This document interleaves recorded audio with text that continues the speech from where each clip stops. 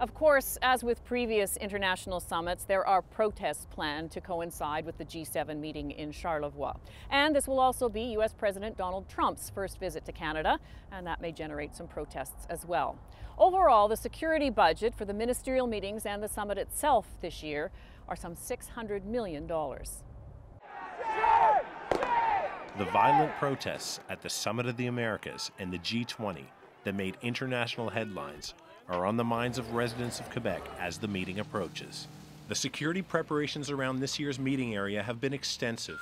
A 3-meter-high metal fence stretching over an area of 3.7 kilometers with a sophisticated surveillance system installed alongside it. These measures, of course, won't prevent protesters from descending upon the summit site to voice their frustrations to the leaders inside.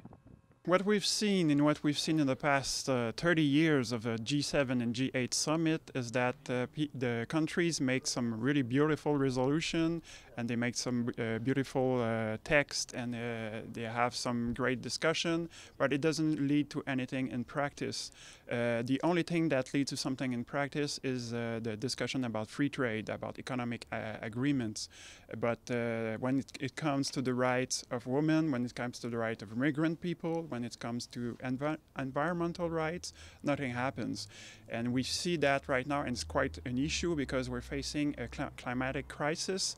And we see that this great summit don't lead to anything real.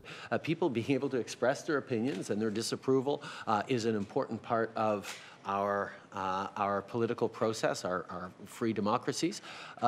But it's also a responsibility we have to ensure that even those protesting are safe in their expressing their opinion.